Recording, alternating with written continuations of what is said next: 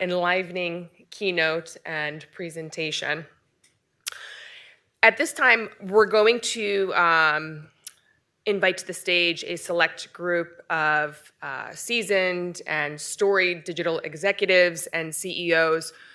They're going to be having a very candid conversation about what needs to happen right now within the affiliate and partnership space to help us increase the profile, the credibility, the budgets, and the distribution within our channel.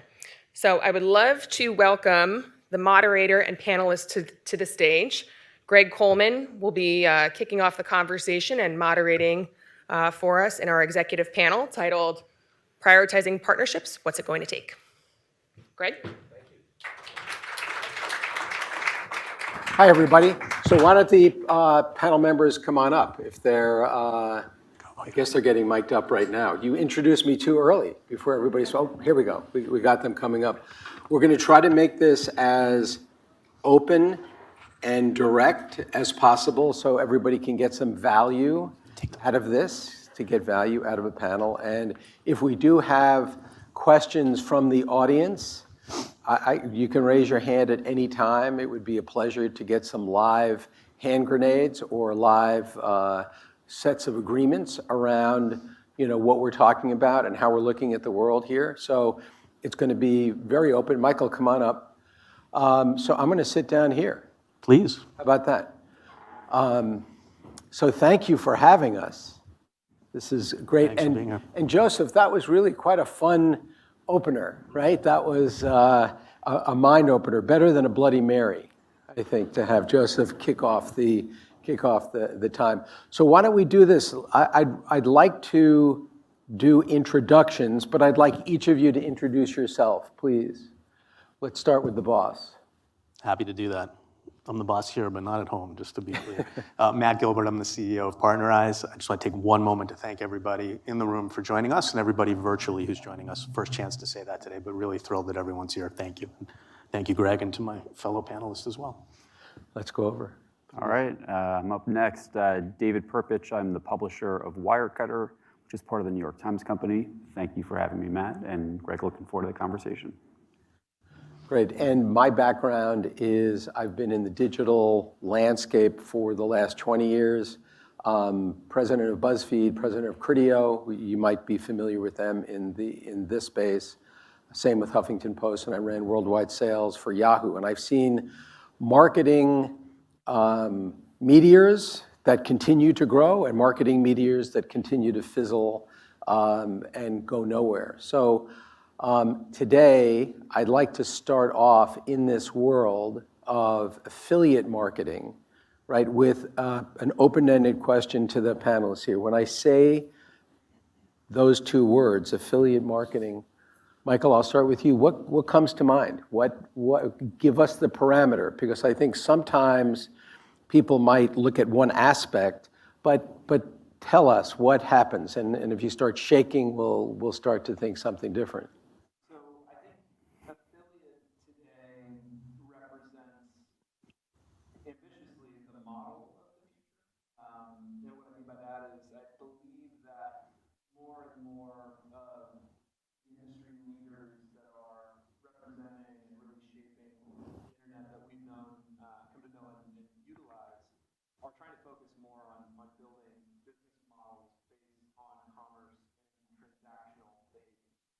Whether that's the wave of fintechs that are coming in and diving into this channel, whether it's the efforts by social platforms to tap into commerce behavior that they inspire. And really what I think affiliate has an opportunity is something greater in the future than it's ever been. And so hopefully conversations like this and the people in this room, oh, is that better, folks? Cool. We liked it better when we couldn't hear you. When you couldn't hear me, my answers were way cooler. But hopefully all of you and the folks sitting up here and people in leadership positions like David that are somewhat outside our field can inspire that change. Thanks. David, let's take it to you. What comes to mind? Let's see, is the mic working on its own? Or should I go? Okay, I'll use this. I'm good, okay. All right, thanks. So, I think about it, very coming from the publisher end of things and thinking about, what is it that we're trying to build for our readers and consumers, and what's the right business model? And I think one of the things that one of the reasons I believe so strongly in the affiliate space is actually it fits so perfectly in the right circumstances. It is the right way to connect marketers and consumers, and I think the whole Wirecutter experience is just built on that, which is what are all of the use cases out there where we can create coverage that really means something to readers, but also is the perfect entree to the merchants that we partner with. And I believe that space can be much, much bigger than it is today. Matt? I think It's your life, so what comes to your mind? It is certainly part of my life. I think a key off of David's last comment there, I think underachiever is the first word that comes to mind when I think about the category. I think there's been a tremendous amount of progress over, in particular, I'd say the last 4 or 5 years in starting to overcome the historical perception of the category, but we're still early days. And I think that, even hearing David reference, similarly your view as you think about what the channel could be, we know that from the brand side as well. And we just have to do more, right? And we can talk specifics about that later, but if you think about even the most recent PMA study and you look at sort of the money flowing to the channel, roughly $9 billion at a top line number, and maybe 500, 600 million of that flowing to businesses who support the channel like Partnerize. It's just not enough by comparison to the other recipients of budget. So what I want all of us to do is to really think about how do we actually increase the prominence of the channel over time here? What's the evidence required that we all need to deliver to get into the rooms that we really want to be in, for David to be talking about it in his meetings, right? Not 3 levels down, for chief marketing officers to say, this is important to me. I understand how to measure it. It's contributing. These are the metrics that matter. And we need to be spending more there. And I just don't think we've done enough, to be candid. So while we've made progress, I still think the opportunity is in front of us, and that's what I hope we talk about as we're sitting here. So you said something which I find interesting. You said it's early days. I don't think so. I think this is not early days. It's been a slow fuse, right? So of the statistics I took a look at is that since 2018, affiliate marketing has grew by 47%. However, it still represents only 2.7% of the spend, right? So as you look at the world right now, looking at that spend, and I've asked you what comes to mind, what would you guys tell me? What are the barriers in terms of looking at some of the proof points? The people in the audience might be very involved with affiliate marketing right now. You can point to it, you can feel it, you can touch it, you can measure it, you can do lots of different things to see that it is working. Why the slow burn? Mike, let's ask you, what do you think? You're living and breathing this as the CEO of Button right now.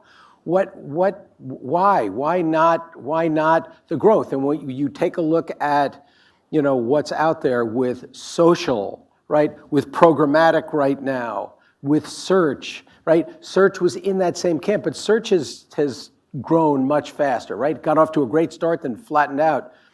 Why the slow?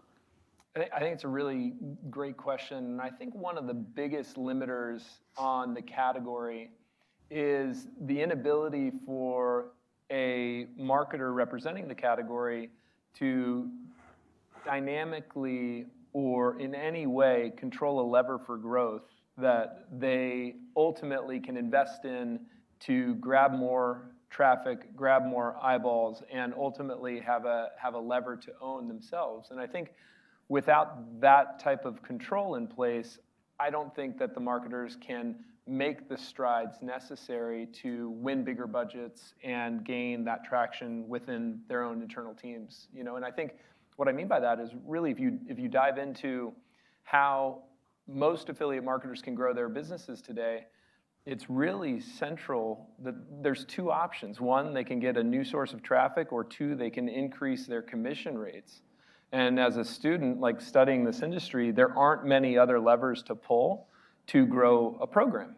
And part of the challenge there is that, of course, an increase in rates may ultimately be accepted, and a publisher may give more traffic as a result of that higher commission. Guarantee you're going to have to do like 8 incrementality studies, bend over backwards 4 times with your data team. At the end of all that effort, they're going to not believe you, and then you're going to be stuck talking about the next test and the next increase and hoping some cool new influencer pops out of nowhere. So I think one of the challenges that has to be addressed is there a way to get more dynamic, programmatic control over how you increase or throttle spend to get that exposure and to get those publishers to pay attention in a way that says, yeah, I'm going to give more of my time, my real estate, my investment to what's going to yield more value for me. And I think that the time is now. Because to be honest, with the Admageddon happening around the world, like this is a category that thrives on a really pure model. And we don't harvest data and sell it to places all over the world like a lot of other businesses or rely on all this data. We do things in a really pure way in this category, even though the reputation isn't often that way. So I think those are the things that need to change. Good. And David, I want to ask your opinion on something that is very close to you. On the publisher side, I've seen lots of great activity in the affiliate space where companies like Skimlinks, where I was on the board for several years until we sold the company, they work with publishers and very seamlessly put links on pages where it was editorially, where the editorial fit, right? It was contextually relevant, and everybody did very well with that. However, publishers like the New York Times and Wirecutter have made the decision to become a principal in this world. And the way I've looked at it is you have, in this entire ecosystem, you have people working hard and spending a lot of money to stimulate demand, right? Publishers in general. And then you have the people on the other side that are making the products, right? They work hard, they have factories, they make the product. But the people in the middle, namely mostly Google, have been capturing an incredible amount of the value. And we have to give them credit, right? They built technology, but they're getting an incredible amount. So, David, you guys made the decision, and BuzzFeed was looking to buy the Wirecutter. Thank you very much for buying it out from underneath us.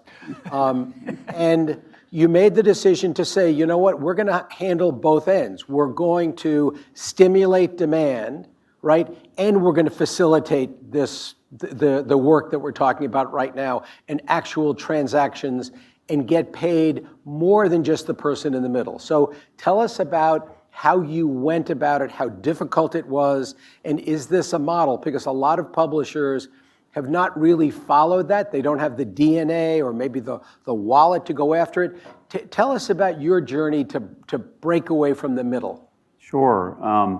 Well, one thing that's worth saying, just to go a little bit back in time, and this is kind of not about affiliate, but it sets the context for it, is in a prior role of mine at the Times, we were creating new products, and Cooking in Games are 2 of those. Hopefully there's some people who use those products in the audience.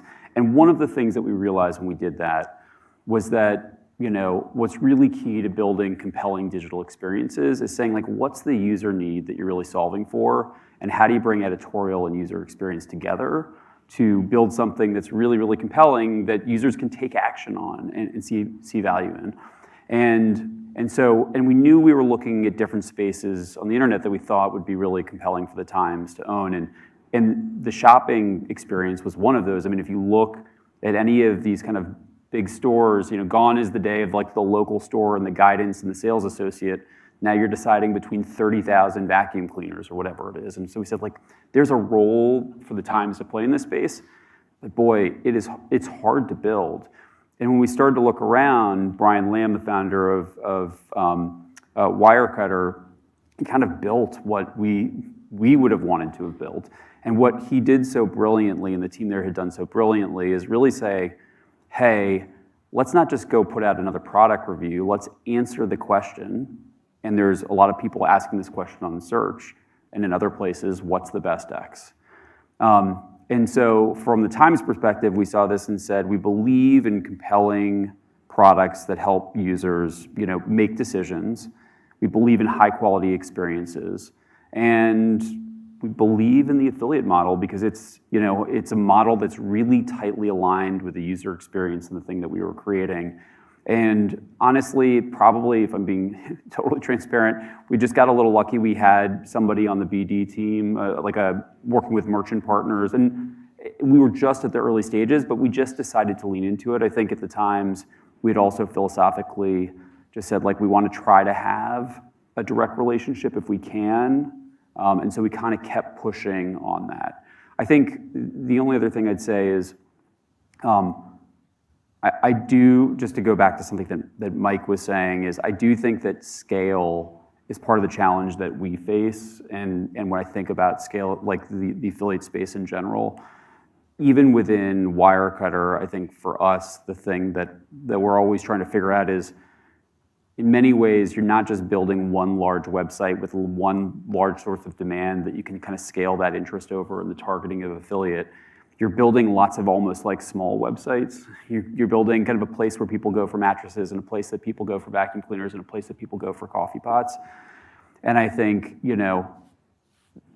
how do you actually get scale in those high interest areas and deliver for merchants and what they want, and deliver for consumers is, I think, the big kind of challenge, at least as a publisher, that we're always looking at.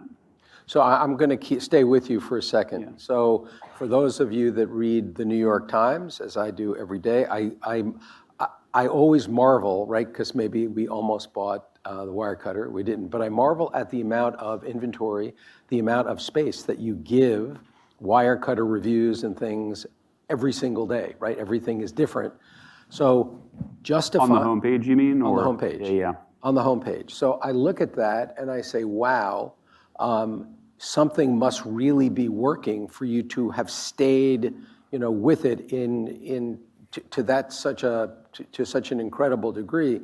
But you said something a little while ago, which I think the audience would be interested in. You play in this world where you still have to be, in some ways, good housekeeping seal of approval, and then the other hat is, let's sell some stuff, right? How do you straddle both of those worlds, right? Because as a consumer, I haven't bought anything yet, by the way, on Wirecutter, but I do read it all the time. What? Greg, I'm sorry. Every big purchase I make, before I pull the trigger, I check Wirecutter. Thank you, Mike. Yeah. I appreciate Make sure. that. Yeah, Just to make sure. But how do you straddle that, and how do you make those financial decisions around that? Yeah, well, I mean, listen, it starts with always, we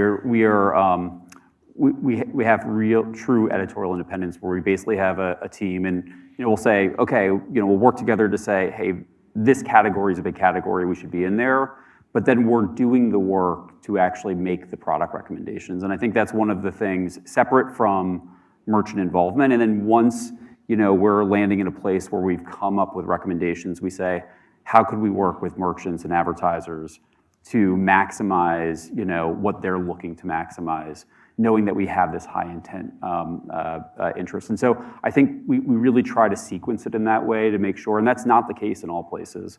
And I think, listen, I'm obviously very biased, but I think our special sauce at Wirecutter has been that kind of high integrity process, where we're sometimes spending 12 weeks to recommend a coffee pot, going through an extensive process so that people trust us. And we're also vetting then on the merchant side and saying, is the pricing right? Is the customer service right? Is the, is shipping, can we stand behind this merchant? And we think that actually then, spills over to the merchant as well in terms of both kind of the return that they're seeing holistically. So you're playing the long game, right, in this particular case. Yeah. So Matt, as you're out talking to lots of partners, right, you hear pain points in this same regard. What are you hearing, and what breakthroughs are you seeing right now to move this along? I think there's a few really interesting themes if I listen to what David's saying. The first is so much time is spent on sort of editorial integrity and understanding what's the best user experience, right, and how do you bring those products forward. But I think for us, then it's a move to monetization and yield, right, to use the word that you would think about in your world. I think for us is, once we're in a position to facilitate that relationship between the editorial content and the product or the merchant that's being recommended, we aren't doing what we need to do to give people like David and his team the ability to use data to understand the probability of a conversion against that offer from that merchant. And if we're able to do that, things like, as Michael said, raising a commission rate as a method or a lever to pull to drive more distribution becomes secondary to our ability to actually demonstrate the probability of that conversion happening. And Google's done a phenomenal job of this, right? Their entire business is built on not what cost per click somebody's willing to pay, but the relationship between that number and the probability of someone like you or me actually clicking that link when we do a search. So the relationship between relevancy and the monetization piece of it. We have none of that in our category today, and I think that's a greenfield opportunity. And again, more evidence that if we're able to push in that direction, would compel, I don't want to put words in your mouth, but I would think, compel you to think about additional opportunities to drive monetization against good content as you sort of balance user experience and yield against your P&L, if you will. So that stands out for me when I listen to David's comments. I think the other side of this is, I heard Joseph at the very end of his commentary talk about loyalty, right? Talk about retention, talk about putting the customer first, and there were some themes there that were very prominent and sort of resonate deeply with me. And I think that, when we think about what do we need to be doing in that regard, I personally have a real question. We talk about return on ad spend as if it's the one metric that matters. I don't think it matters at all. I actually think that that's like an end of your nose type of metric that lets you talk about why you should get more money to go spend more. But what it really doesn't do is explain to the CMO, to the chief digital officer, and if Sarah was here, unfortunately she had to step out at the last minute, what she would tell this room is that, look, you guys have an identity issue at the C-suite. And it starts with the fact that businesses like David's require us to pay both paid placement and commission for an acquisition. Why? Because David's got to manage to a yield number. He needs to know he's got a minimum whether or not that commission's achieved. So if we can provide data that shows a higher probability of conversion, maybe that paid placement thing goes away a little bit. And then Michael mentioned incrementality, right? The 30,000th study on incrementality. But really, if you think about it, what's the measurement that should matter? It's what's the value of the customer that was acquired via our channel. And I think it's incumbent upon us to enable the brand side to be able to measure that, and I don't think we do a very good job of that. So, and that leads perfectly well into the next thought. So as I've looked at this world, I see attribution, measurement, incrementality as being one of the biggest, if not the biggest blocker to get there. So, back when I was at Criteo, we had a very interesting model. We did retargeting, and this is when there were no limits on the amount of cookies that you could use, and it was a very, very interesting value proposition to a marketer. And the conversation, different than what you said, was that we could measure the effectiveness and the return on ad spend with clarity, with the right attribution model that was agreed to by the client, right? They would look at it, they would agree to it. It had to be third party, they had to understand it. And when I had the luxury of being able to say to someone, I'm quite sure, if it was a prospective client, that we're going to be able to deliver, call it a 17-to-1 return on ad spend, that means you find a slot machine, you put $1 in, you pull it, $17 comes out. Wow, that you don't have to be a great seller to be able to sell that, even though some people didn't get it the first time. Then I had to bring slot machines in and show them how it worked. But here, we don't have that in affiliate marketing. And so in terms of, you mentioned how many studies have been done, and I look at, as an executive in residence at Lair Hippo, I look at all of these presentations that people sell. ROAS is plastered all over the wall. It like doesn't mean anything anymore, right? It's like, stop it. It's not what you're saying it is. So I just want to get underneath, and by the way, for anybody in the audience wants to add something, that would be great. But for this team, talk about measurement, because I think from a blocker, and we'll talk about the CMO level or the senior level marketing people, why hasn't this channel gotten as much playtime? But what have you seen? Who's working on it? What needs to be done? Is it industry-wide? Is it by each company? Tell us about that, because if you could show me that matchbook covers delivered extraordinary results, I would buy a lot of matchbook covers, right? I haven't bought matchbook covers in a long time. I haven't seen them. I see people still buy them. So let's talk about it. I think it's one of the biggest things. Thoughts? Yeah, I think for sure. I mean, one of the things, Button software is designed, initially it was designed to build a new app economy of publishers. We wanted to bring in this new wave of high intent, purchase, applications that would drive more volume in this channel. And what we realized in building that first version of the software was that all the retailers we spoke with didn't have visibility into the transactional behavior from this channel in their apps. And so we started to build for that use case because we had a lot of sophistication around apps. And I think what is being raised here is that stitching the data that we have stitched from apps into the companies like Partnerize to be able to build that visibility in a big way has helped at least illuminate that this can contribute meaningfully not only to the app engagement model or metric that a CMO cares about, but it's also driving app install activity, which is something the CMOs really care about. If you read any of the annual reports from any big retailer, they talk about that. But I think that the next step, and I know Matt is leading the industry on this, is trying to stitch all of the data from this channel, which is what Matt represents, into all of the measurement systems that are attribution systems CMOs are looking at. And I think that's something that I've heard more from you than anyone else in the category about the importance of making affiliate be a part of that giant picture that a CMO reviews. And I think that's one big step that every company should make.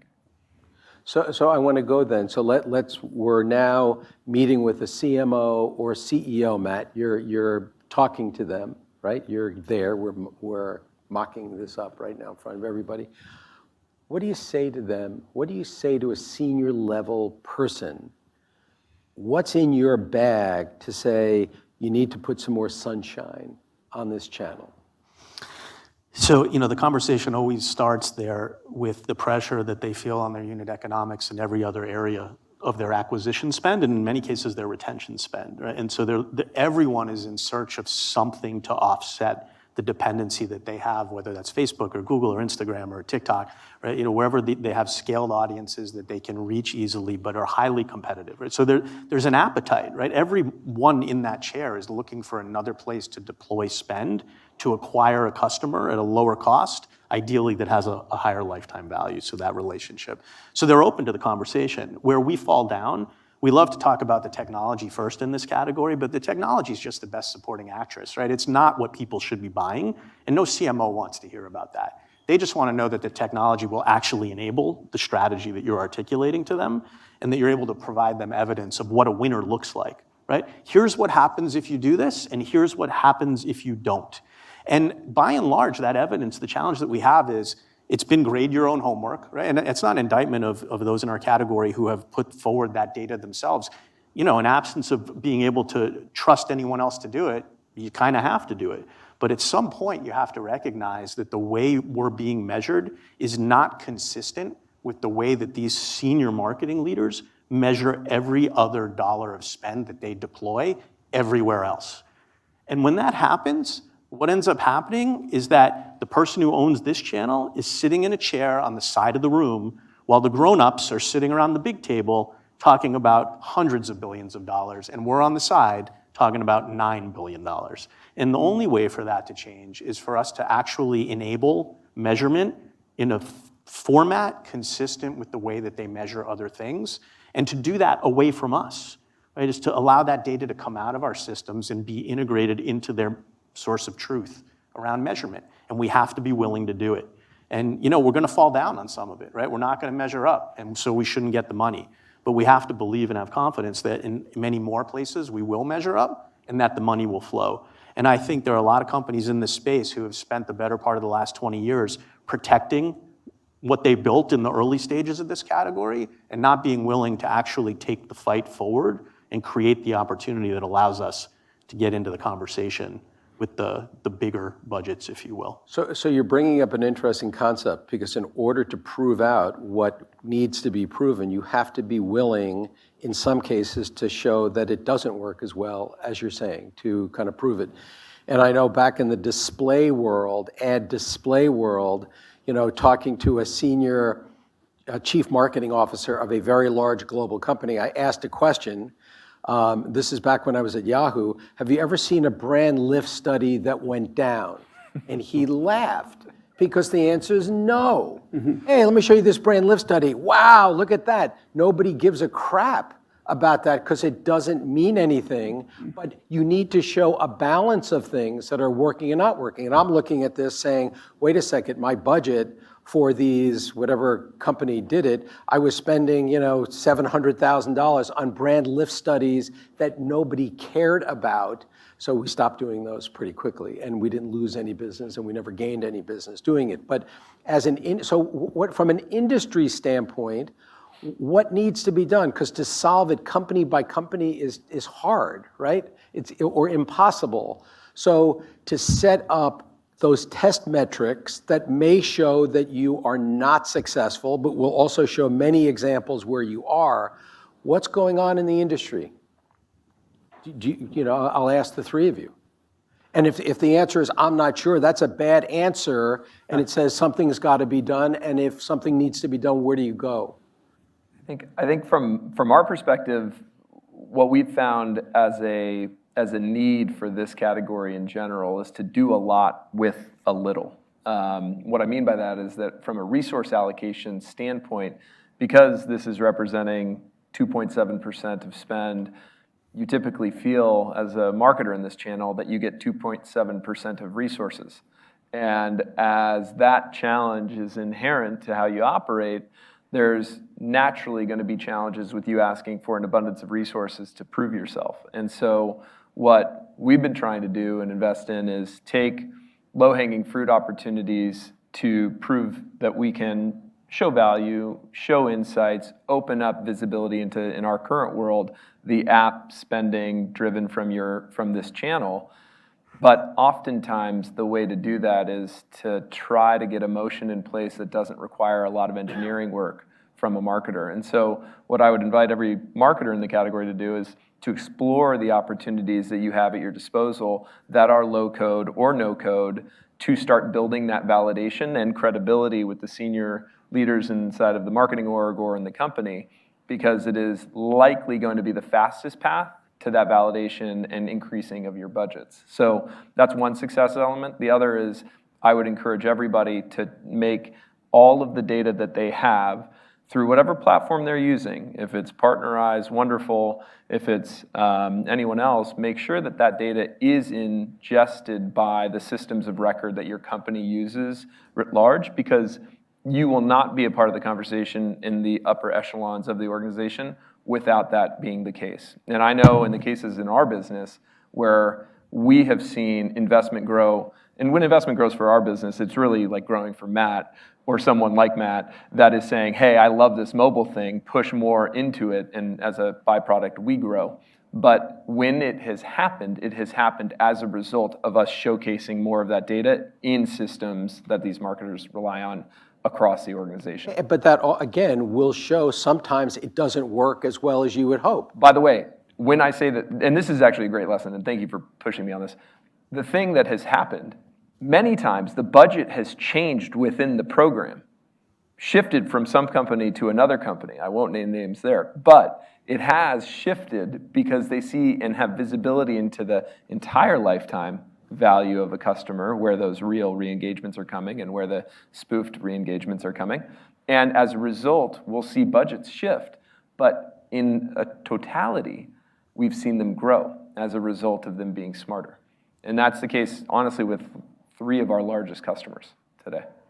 Hey, David, I want to ask you, we focused a little while ago about you being a principal in this world, right? Where you're stimulating demand. And being in the business. But the New York Times has other places where they're conducting business. So the affiliate model within the entire New York Times infrastructure, where does that stand? And are you in meetings with those teams? And is there a drive to become more principal in different areas? You know, when you were talking about skim links, I was thinking about how at the Times before we ever bought Wirecutter, we had affiliate, throughout, and it just never really worked for us. And that doesn't mean that it can't in that situation, but one of the takeaways was like, okay, we'll have a movie review, and then we'll have a theater over here, and we'll set up an affiliate relationship. Or travel was another place we were doing this, and it wasn't working. And so we've really kind of said, hey, if we're going to push on those areas, we've got to rethink the coverage and the product experience too. We can't just think about layering in affiliate. And so we haven't really done that yet. Truthfully, we've really kind of stuck with Wirecutter. But I do think that there are other places where it's possible to do. We haven't pushed that innovation yet. Got it. I want to ask a different kind of question right now, which reminds me, the analogy is back in the display space, we had issues with the creative that the ad agencies were giving us, right? That they didn't put their best talent against doing display creative. Everybody wanted to be doing television, and getting somebody to do display was very hard. So to hear the talent that goes into the affiliate world with the customers and the partners that you have, right? You almost have to make it a little bit more glamorous, right? You have key people that you need to run these businesses, but how do you get best of breed talent? How do you get that going? Because that matters. Ad campaigns worked so much better when the creative was brilliant, and that came down to talent. But how do you look at that, Matt? Yeah, I think there's a couple of really interesting things to unpack in your question. First, just a quick comment on the measurement thing. I think it's really telling. Like if you go to an industry conference in affiliate or partnership, whatever we want to call it today, and you look around the room at the people who are there, the people who are voting on awards, the commentary and the sort of the tone, what you don't see are people like David in the room. And that's evidence to me that we're all really happy to sort of pat each other on the back for the progress, and it's real, so I don't mean to diminish that, but unless and until people voting on those panels are seated in chairs like David's and others on the brand side, and they're in attendance because they view that as an opportunity to accelerate their business and gain competitive advantage, what have we really accomplished, right? It feels good to go have a drink and hug people and have great relationships, but it's not enough. So I think we need to do a better job of working together to figure out how to elevate the entire thing to a place where the attendees at those conferences and the participants in our industry are senior level people across both the partner or the supply side and the brand side. And until we do that, underachiever, back to my comment in the beginning to answer your first question. I think on the creative piece, it's actually really interesting, right? It used to be, and Joseph, again, I keep referencing you, but I first met Joseph, he was head of digital at TWA Chiat Day, way back, right? And Chiat Day was known as Apple's agency, right? It was all about creatives. Creatives drove the agency, and they didn't want to work on digital, right? Joseph had a nice office, as I recall, but it wasn't anything remotely resembling what the creative teams had. And that changed over time, and you look at what happened to digital overall, right? The quality of everything that went into it enabled it to take the lion's share of all budgets that are spent now, some 25 years later, and that says something.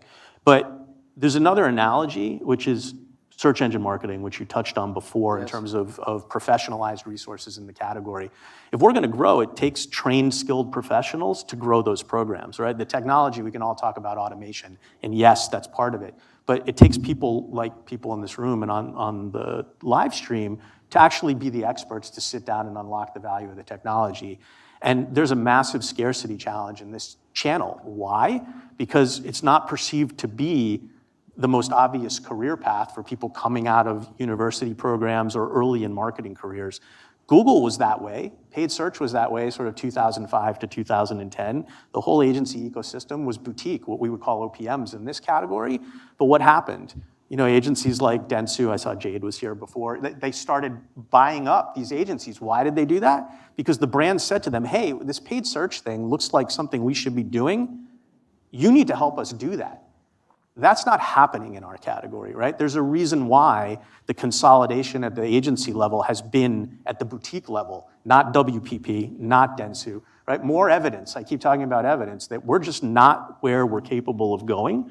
And when that happens, then scarcity is solved, right? People come to the category because their trajectory for their own careers starts to go up and to the right. And the demand for those resources and the compensation and all of it follows.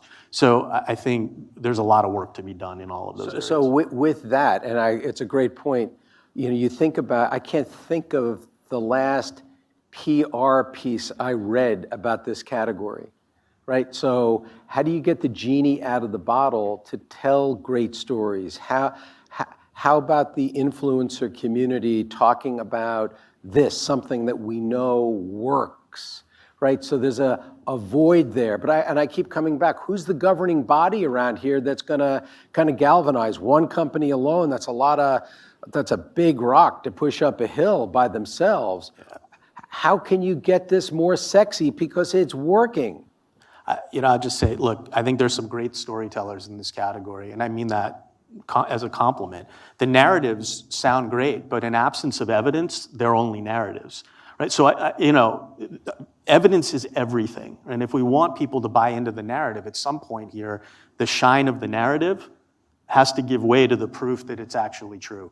And I think that's incumbent upon all of us, everyone in this room, the competitors, myself, Michael, David, all of us, right? Because the opportunity for everyone is clear, but we just really just scratch the surface of what's possible. Mike, how about you? Have you been doing any PR? I mean, you're a PR machine. We're really good at PR. No, I'm kidding. I think that there does need to be a dramatic, and I've been calling for this for a while, a dramatic shift in the perception of the category, where there really needs to be, I think, a separation between what represents the cashback publishers that make up and the coupon publishers that make up a big chunk of this category. And I think that should be a subset that is talked about with specific technology and services. And then there's the rest. And I think a lot of what this industry should focus on is how they can expand the levers they have at their disposal to grow not only their business, but their careers. And I think a lot of times when you hear the platitudes from executives, people that sit on stages like this, it's like, tomorrow's gonna be better, but there's not a path or the stepping stones to get there. And I think what I'm telling this room and what I'm hearing and what I hear the smartest people in the category talk about is everybody wants that. The way to get there is to start shining the light on it, per Matt's statement. And the way that you do that is to start making that data something that the entire company can see, that the entire marketing org can see. And then I think there's gonna have to be some collaboration between the titans of the category. I think Matt at Partnerize is gonna have to befriend Dave at Impact and Mayor at CJ and whoever at Rakuten and start working on making the industry a little bit different in its perception, because I think that's the thing that is today challenged, is that the perception is what the CMOs still hold. Adam at Awin.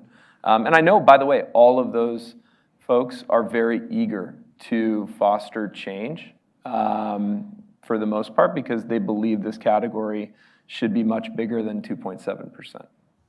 So as we're wrapping up, a minute and a half, if we're on this stage 2 years from now, to put you guys on the spot, what would you imagine? What futuristic thing with this category would you hope or imagine will happen? Matt, I'm going to start with you and let these guys kind of figure it out on their own in a second.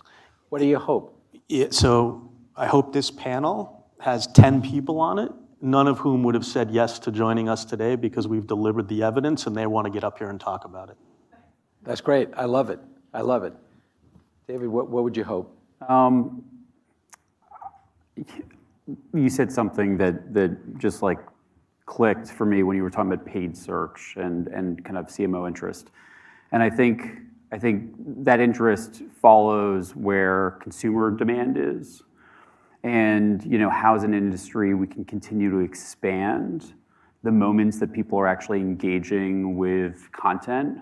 That actually is at that great intersection point. I think we're still, probably sometimes a little too focused, too far down, right at the purchase moment, and how can we expand the space of consideration, even awareness, and bring more people in there. And Mike, you're wrapping it up right now. What do you see? I think that this category will have the ability to dynamically invest in growth in a few years. And if that happens, I think that you're in double-digit percentages of the marketing pie. And I think part of that's going to be fueled by what we're seeing, which is this emergence in new publisher types that are fintechs. Fintechs are driving this massive wave, and it's going to give everybody in this room an opportunity to redefine themselves in the eyes of the executives around the table. And I think that's something that is an opportunity today. You're seeing it with PayPal's acquisition of Honey. You're seeing it with Affirm and with every buy now, pay later, making commerce the central part of what they are offering as their solution to building margin, but your solution to growth. And so I think that opportunity is one that everybody here has to grab hold of, because it's opportunities that are new like that allow you to change the old ways. And I think those companies aren't going to be stuck in the old way of doing business either. And I think that's an opportunity to push not only yourselves, but this category forward. Great. So I want to thank our panel for doing such a great job. Let's give them a round of applause. Thank you very much. Thank you, Greg. Appreciate it. That's great. Thank you. Thank you. Thank you. That's awesome, sir. Awesome.